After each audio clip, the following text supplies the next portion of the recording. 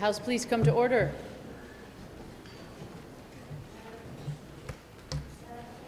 Madam Sergeant at Arms.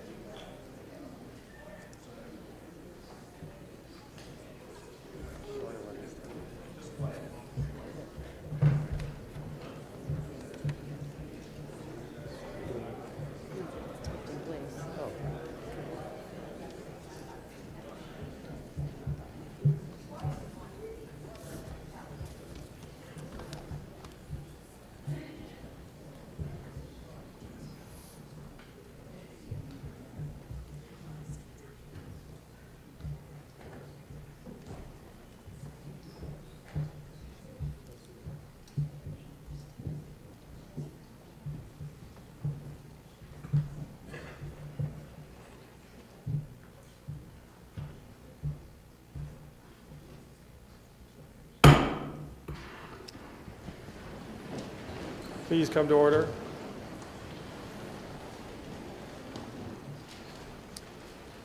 This joint assembly is convened pursuant to the provisions of JRS 5, which the clerk will now read. JRS 5, joint resolution to provide for a joint assembly to hear the budget message of the governor. Resolved by the Senate and House of Representatives that the two houses meet in joint assembly on Thursday, January 24, 2019 at 2 o'clock in the afternoon to receive the budget message of the governor. Chair would like to recognize the senator from Chittenden District for the purpose of making a motion. Thank you, Mr. President. I move that a committee of 6 be appointed by the chair to wait upon His Excellency, the governor, and escort him into this chamber for the purpose of receiving his budget message. Now, the senator from Chittenden District has moved that a committee of 6 be appointed by the chair to wait upon His Excellency, the governor, and escort him to the chamber for the purpose of receiving his budget message. Are you ready for the question? If so, all those in favor, please signify by saying aye. Aye. Those opposed signify by saying nay. The ayes have it, and the motion is carried. The chair will appoint the member from Rutland City, Representative Fagan, the member from Calais, Representative Ansell, the member from Danville, Representative Toll, the senator from Caledonia District, Senator Kitchell, the senator from Washington District, Senator Cummings, and the senator from Essex-Orleans District, Senator Starr. Will the committee please assemble and perform the duties assigned to it?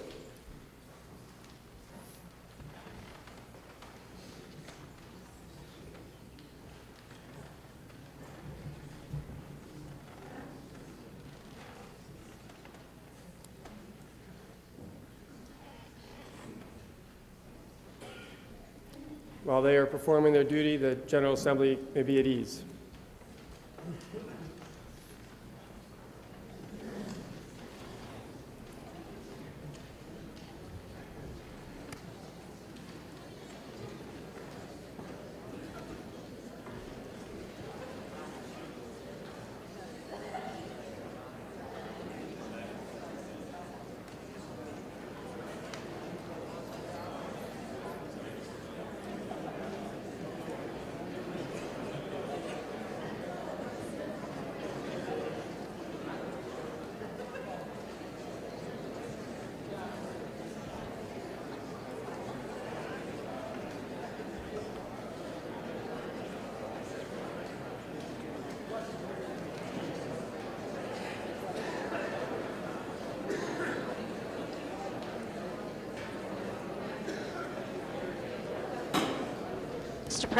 Mr. President, Madam Sergeant at Arms. it is my distinct honor to present to you the Vermont State Senate. And the governor as well. And a lot going on. Mr. President, it's my distinct honor to present to you the governor of the state of Vermont, the Honorable Philip B. Scott. Welcome.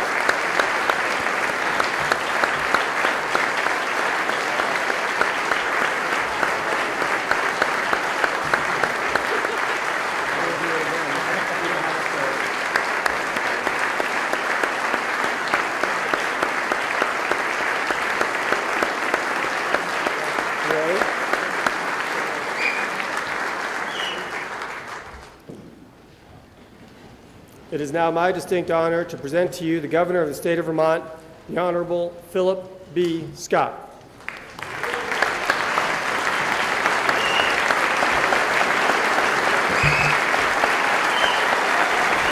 Thank you. Thank you very much. Thank you.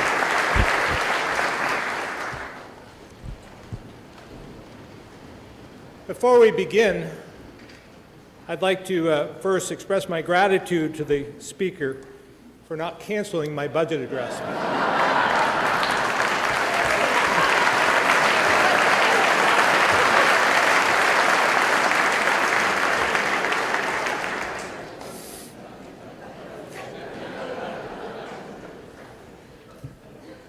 Mr. President, Madam Speaker, Mr. Chief Justice, members of the General Assembly, distinguished guests, and fellow Vermonters.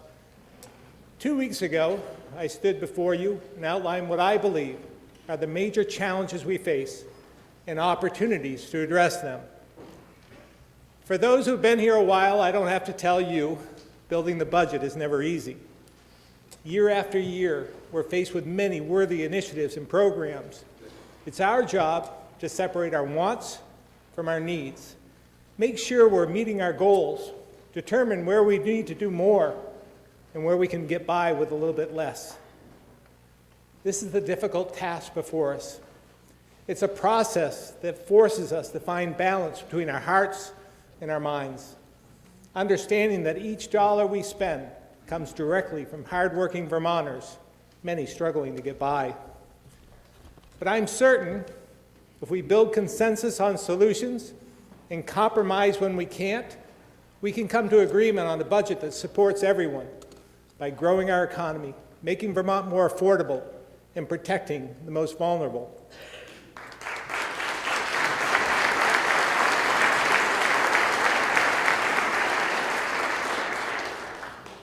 The budget I present today is balanced and spends within our means, while investing in both our obligations and areas that will give us the highest return. As I've said many times, I believe our biggest threat is our declining workforce. It's the root of every problem we face. To put this in perspective, every county except Chittenden has seen a decline in the number of people working. Every county, including Chittenden, has fewer people available for work. This makes it incredibly difficult for businesses to recruit new employees and expand, harder for communities to grow, and leaves fewer of us to cover the costs of state government. This is the problem. As our working age population continues to decline, we simply need more people helping to pay the bill. Together, we have an opportunity to change this, with policies that better prepare students for a career, keep more of our kids after graduation, provide training for Vermonters so they can get a good job, and attract new workers and new families to join our communities. This is how we can grow our economy and revenues and be better able to support the programs we provide today and meet the needs of an uncertain future.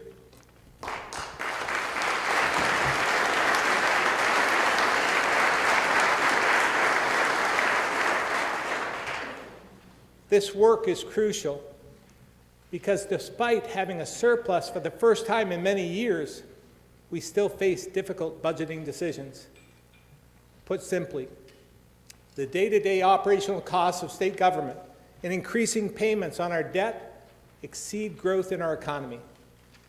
Without any new investments, just paying the bills, we began building this budget with about a $40 million gap. That's just our basic obligations: debt service, pension funding, contracted salary increases, caseload pressures at AHS, clean water, and others.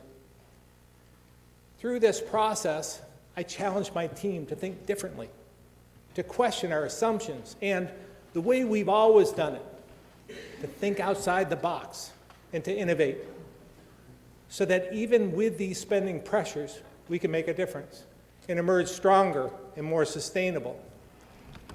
With this in mind, all of us in this chamber today understand the pressures we face with our unfunded liabilities, the future financial commitments for pensions and retiree health plans. I welcome the opportunity to work together with you and Treasurer Pierce towards a future when our liabilities are fully funded. And I'm pleased to say this work is already moving forward in the House Appropriations Committee. My team, the Treasurer, and legislators met to share ideas and collaborate on a proposal which will retire a portion of our debt using $22.2 million from this year's surplus to pay off a loan currently funding health benefits for retired teachers. Another $2.4 million would be used to put ourselves on a path to pre-fund this liability for the first time in history. And if successful, we will have $75 million in this fund for future retired teachers' health care costs by 2025.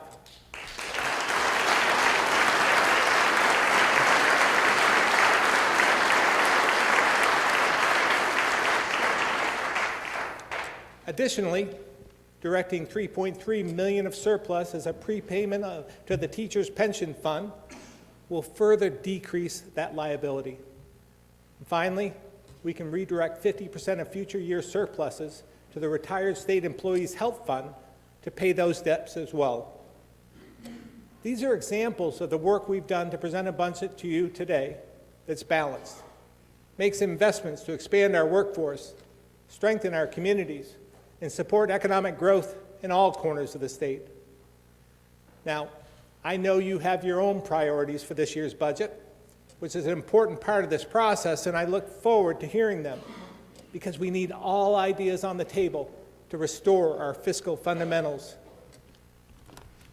As I said in my inaugural address, despite the challenges we face, we can be hopeful because we know there's a path forward. It starts with making sure we maintain the things that set us apart, the health and safety of our communities, and our commitment to protecting our neighbors in need. I've long said, public safety should be the top priority of any government.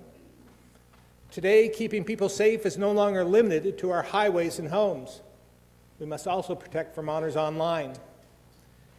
As cybersecurity threats grow and cause more harm, keeping data safe and systems operating is essential. To do so, I've called for a one-time investment of $2.3 million to strengthen the state's firewall and upgrade critical IT infrastructure. We must also stay focused on protecting our communities, which starts with our children.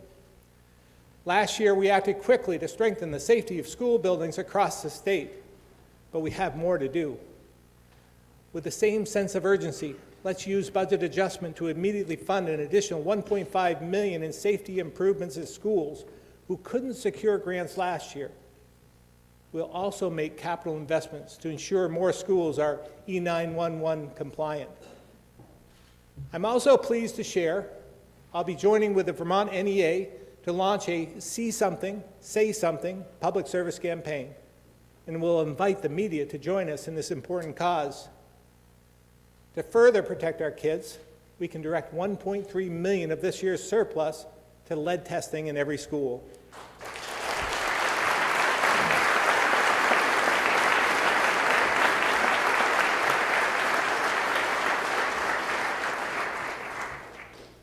In my first budget address, I talked about the most undeserving victims of our opioid crisis, the children born to addiction. That day 2 years ago, I vowed we would not fail them. This budget continues to support our investments in prevention, treatment, recovery, and enforcement. And with an increased investment of $2 million to the Family Services Division, we can give those children more of the support, hope, and opportunity they deserve.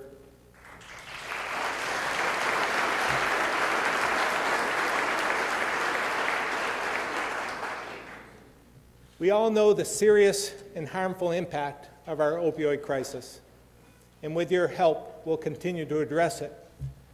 Today, I'd like to address another threat to public health.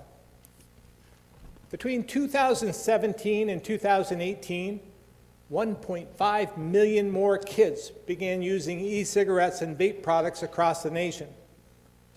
This is the biggest one-year spike of any substance in nearly 50 years.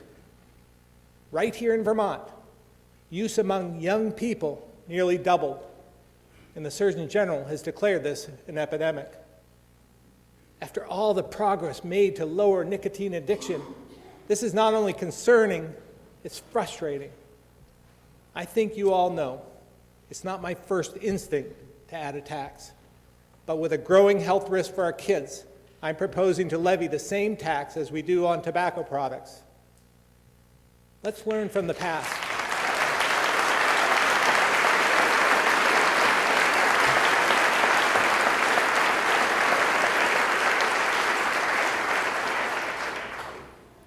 Let's learn from the past. Let's not make the same mistakes with e-cigarettes or anything else. Our kids must know the dangers of these behaviors, and we should stop it in its tracks.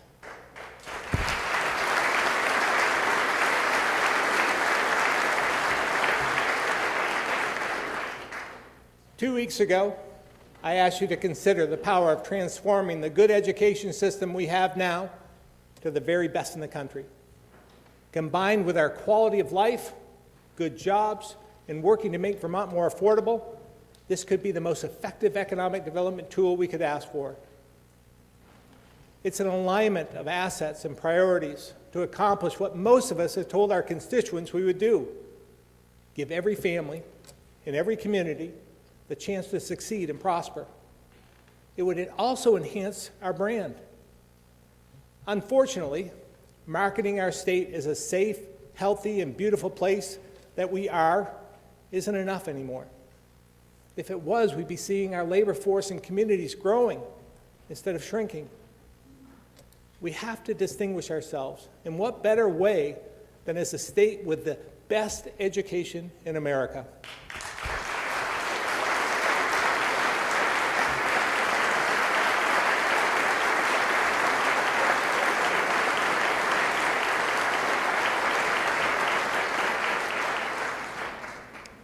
Think about how powerful this will be. Really think about it.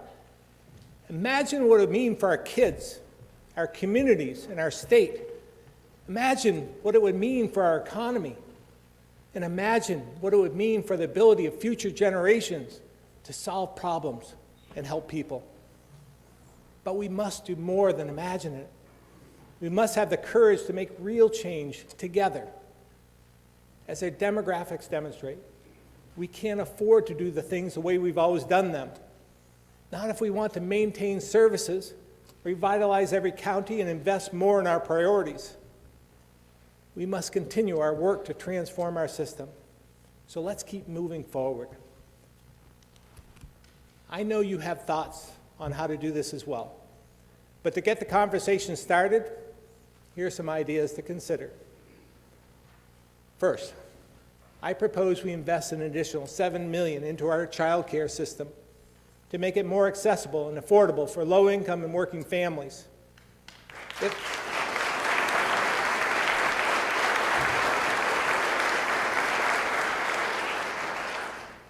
If you'll work with me to modernize our tax system in response to the Supreme Court's Wayfair decision, we can improve compliance and fund these investments in child care without raising property taxes. To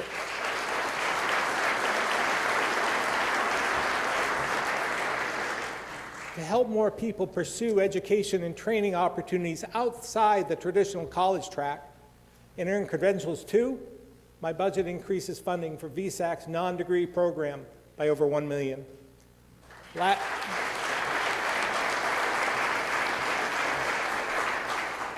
Last year, we also committed $400,000 from the Capital Bill for programs and equipment to increase training opportunities for adults looking for new skills. It's been successful, so let's do it again this year. And we'll continue to increase our support for higher education. So my budget proposes $700,000 for UVM to replace declining Medicaid revenue, and $3.2 million more to Vermont state colleges. With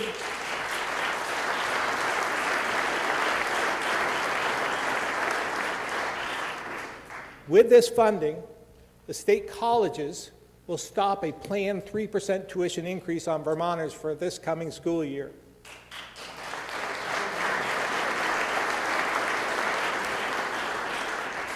It will also support the creation of an associate degree program delivered in at least 3 tech centers throughout the state, where students earn the first year of their degree as a high school senior and the second as a Vermont State College student. If we keep the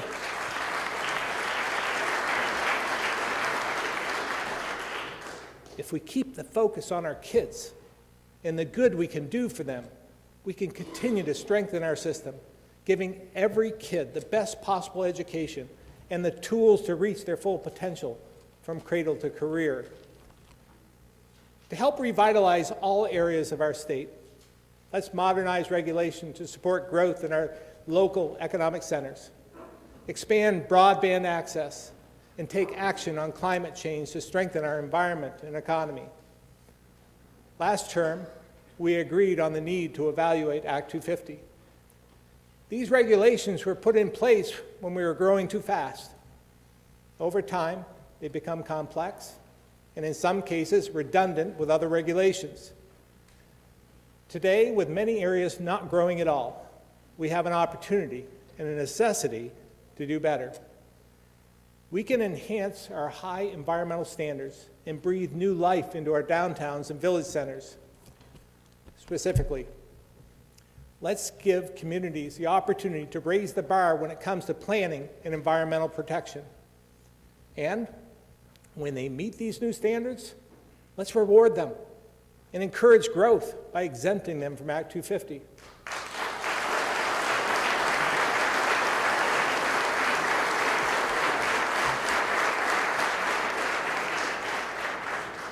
Adding even more balance, let's help them expand protections for natural areas and give our rural economy a fighting chance. Given that chance, they'll make it, because there are few more resilient than our farmers and loggers. Let's create flexibility for our forestry businesses, working lands, and trail networks. Let's simplify construction approval in rural industrial parks and reduce their fees. Let's help farms create new revenue from tourism and on-site businesses. Let's get the most mileage from our transportation dollars by exempting projects that have environmental protections already built in. And if other state permits provide the very same protections, let's not force applicants to jump through the same hoop twice.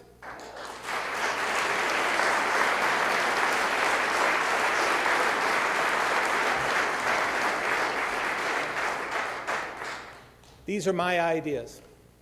I know you have others, and I look forward to working with you. But here's the bottom line.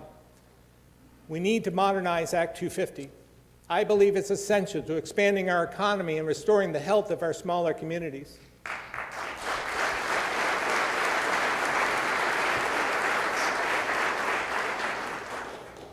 We must also continue to strengthen broadband in our state. Currently, 75% of the state has high-speed broadband or better. There's clearly more work to do to make this essential tool available to more homes and businesses. And we have to acknowledge it's not just about access. We need increased speeds. Many communities are trying to expand infrastructure. And while there are grants and loans, they don't always fit with local plans or budgets. To help and to support our focus on the rural economy, I'm proposing to make bonding available for municipal broadband in areas that need it. To expand service, I'm also proposing to invest $1 million in connectivity. And let's eliminate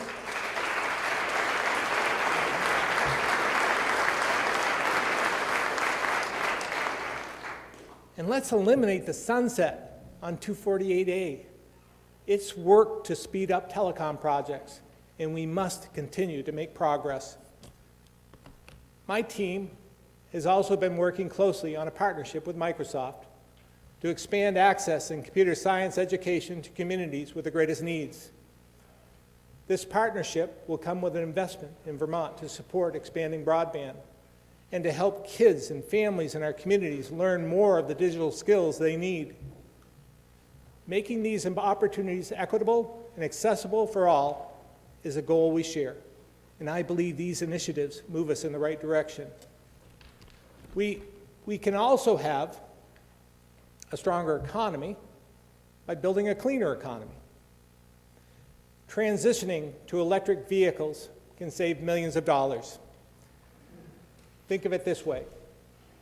In 2015, approximately $830 million was spent on gasoline sales in Vermont.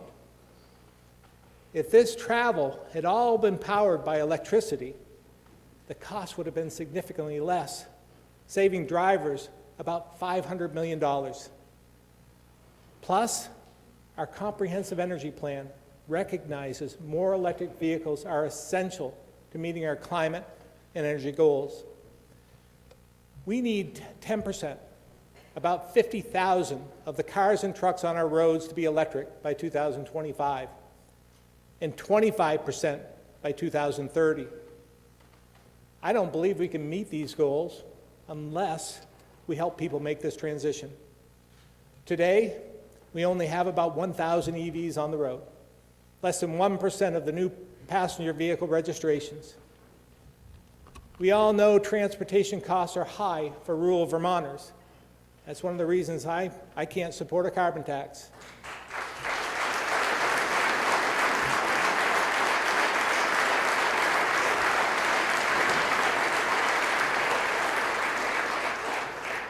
But in its final report, the Vermont Climate Action Commission recommends an incentive to make electric vehicles more affordable, which I believe is a better approach. Because as we've seen, incentives work. So I'm proposing $1.5 million in rebates to help more people purchase or lease new or used EVs.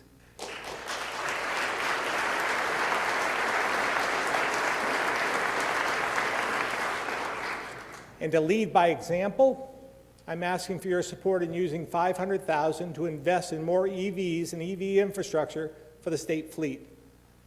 This is another great area of balance, because meeting these targets isn't just about making our state cleaner and healthier, it's also about growing the economy. I view water quality, clean water, the same way. The environmental benefits are obvious. What might be less obvious is that it's also an investment in growing our economy and creating jobs. In just the last 2 years, we've invested more than $100 million in clean water projects, improved 15,000 acres of agricultural lands, and conserved or restored more than 1,500 acres of river corridors, floodplains, and wetlands. It's not an exaggeration to say that the 20-year, $2 billion project ahead of us is as much a major infrastructure program as it is essential environmental policy. That's why my budget fully funds the Clean Water Board's recommendation.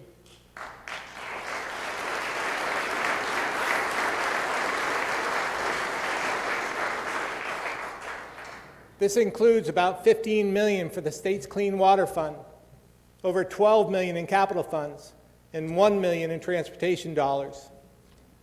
Combined with over $19 million in federal funds, all told, this budget dedicates nearly $48 million to clean water projects. I want to thank Treasurer Pierce for her continued leadership in this area. Her bridge plan for fiscal years 18 and 19 and the legislature's input and support have set us on the right track.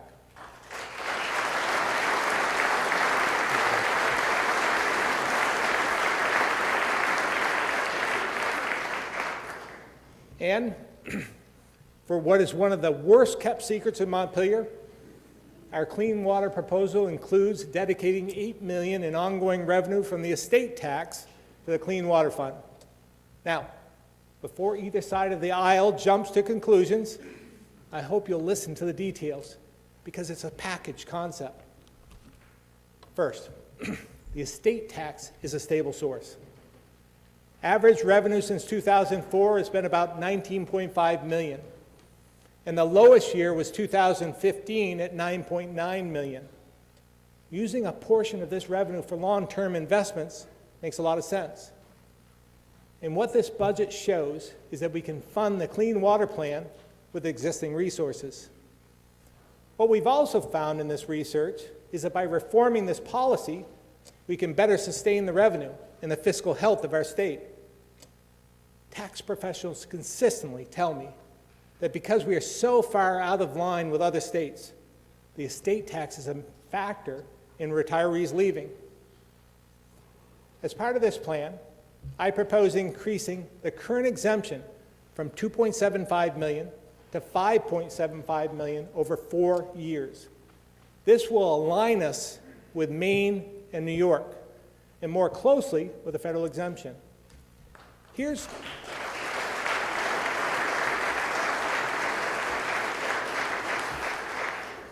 why this is so important. Currently, we're one of only 12 states that have this tax at all, and the recent doubling of the federal exemption to over $11 million makes our exclusion radically out of step. Vermonters impacted by this tax are well advised from tax professionals, and they are highly mobile. If we can come together, this change will help keep more of these taxpayers here and support a legacy of clean, healthy lakes, rivers, and streams, all at the same time.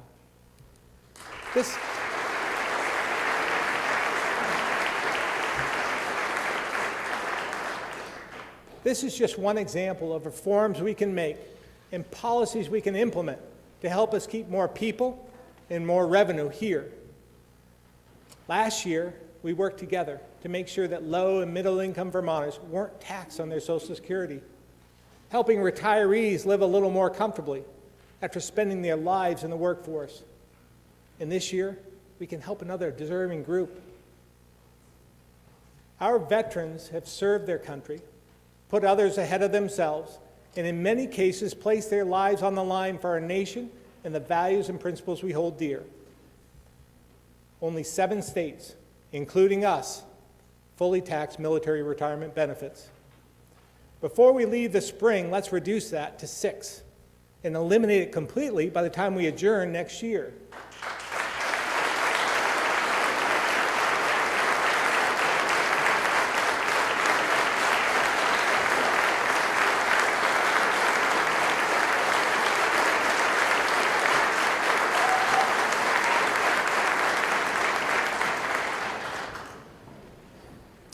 I believe it's the least we can do for our veterans.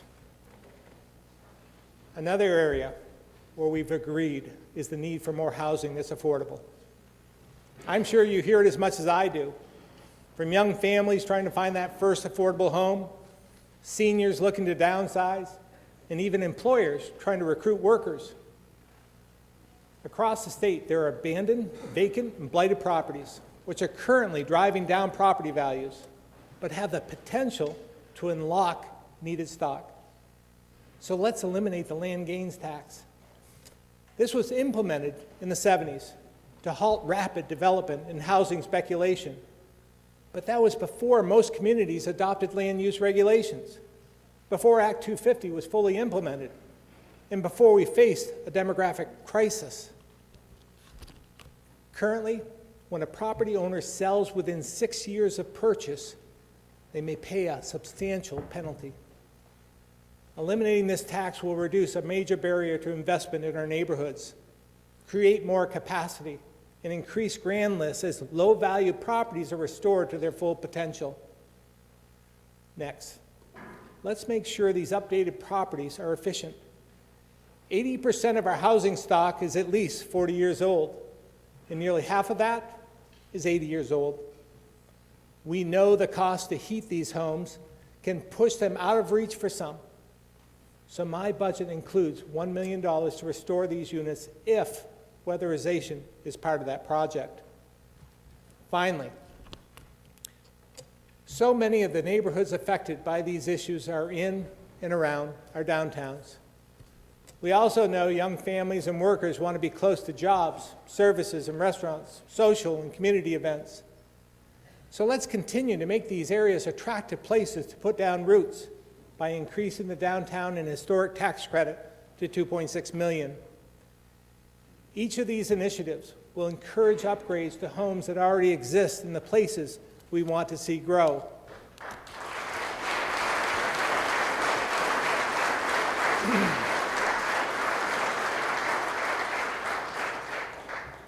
Attracting and retaining more workers is also a key goal of the paid family leave plan I put forward last week with Governor Chris Sununu. Our proposal would provide universally accessible and competitively priced plans for all employers and employees in both states. Now, I know that some of you want to go all the way to a government-run program funded by an increase in the payroll tax. Let me address that by first saying, if you give my plan a fair shot, you might see there are advantages to taking the step I'm proposing. First, we can launch more quickly, more affordably, and more reliably than if the state had to create the program from scratch. Second, it ensures we aren't placing the burden of startup costs or the risk of underfunding and insolvency on taxpayers. And third, we're not mandating another cost on employers and employees for an expense they may not be able to afford. I understand your concerns that a voluntary approach might not have a big enough pool to sustain a program. That's why our proposal places all eligible state employees from both states into the plan, creating a large and diverse pool overnight. And my budget includes funding to offer this coverage to our state employees if we move forward. With a voluntary plan, we can deliver a workable and scalable program that's administered efficiently, reduces risk to taxpayers and state government, and balances the value of paid family leave with our ability to pay.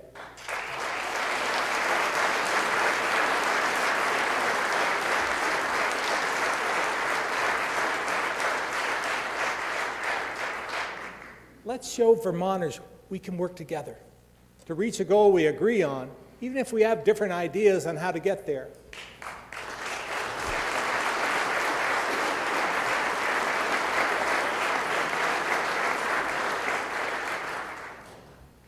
In every corner of our state, there are communities, businesses, and nonprofits, large and small, ready to grow. But good jobs go unfilled because we need more working-age people. That should alarm each of us in this room. But we can work together to change it. We can change it by creating the greatest cradle-to-career education system in the nation. We can change it by investing in housing, downtowns, and our environment to make Vermont an affordable and attractive place to live. And we can change it by reaching potential Vermonters and showing them a clear path to move to our state. I'm pleased we moved forward on smaller initiatives last year, like your remote worker program, returnships, and the state-to-state pilot, all focused on growing our workforce. Each of these incremental steps have helped, but we must do more.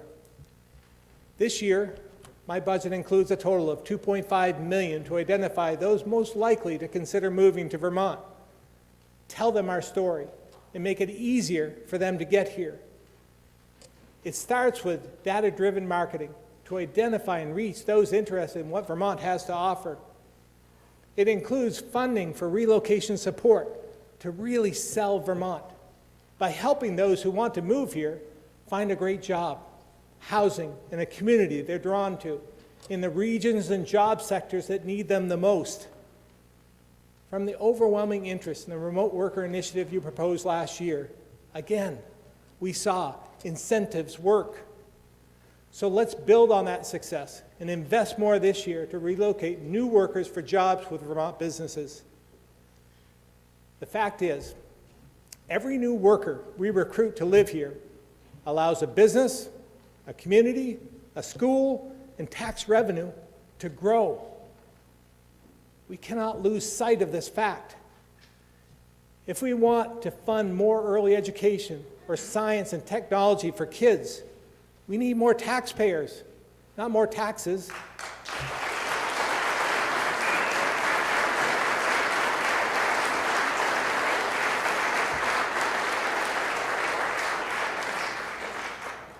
Better roads and bridges, more taxpayers. More drug prevention and treatment, more taxpayers. Each new taxpayer provides a bit of a relief to someone who's already here and allows us to continue funding programs and services that Vermonters need and value. This has to be our focus, and we must Act now.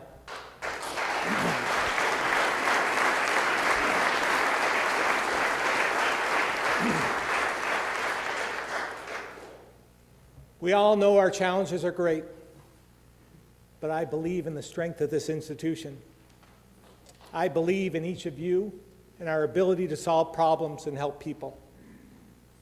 At a time when it's so easy to focus on the bad, let's believe in the good that comes from the people of Vermont, and the good that can come from this building.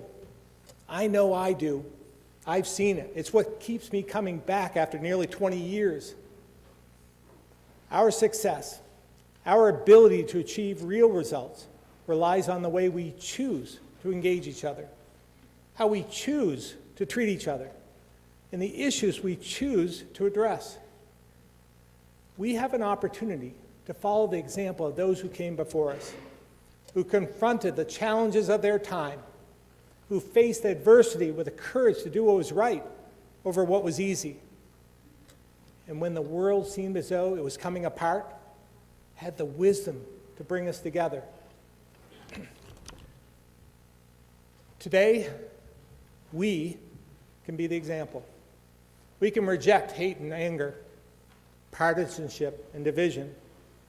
We can recognize Vermonters' call for balance, for civility, and for us to work together. And we can commit to solving the problems ahead of us and helping the people who sent us here to do so. If we do,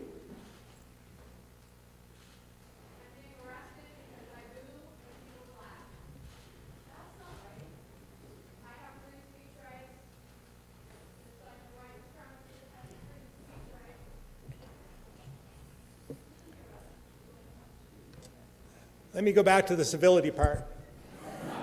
Do that again.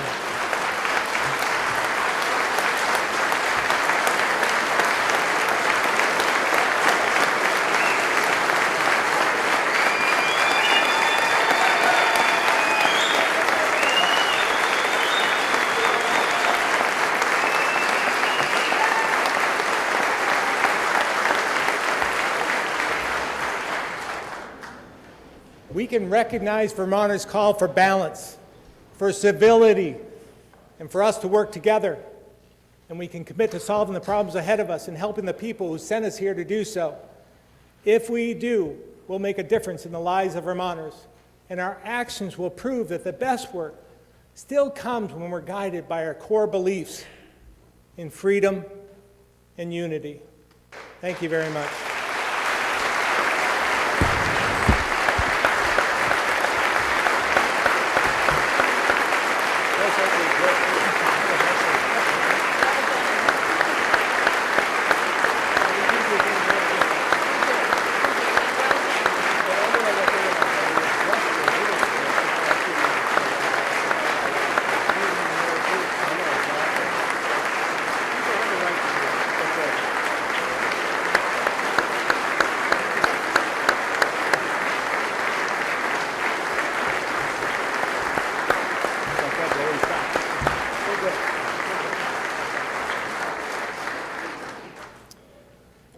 Will the committee please reassemble and escort the governor from the chamber?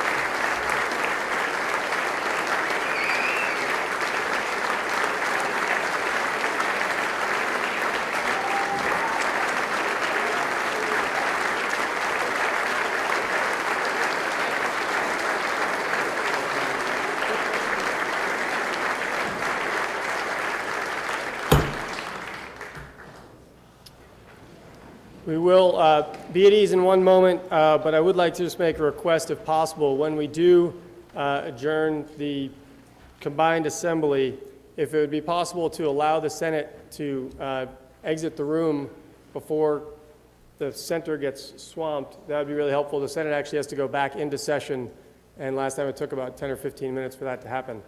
That would be appreciated. You may be at ease until the committee returns.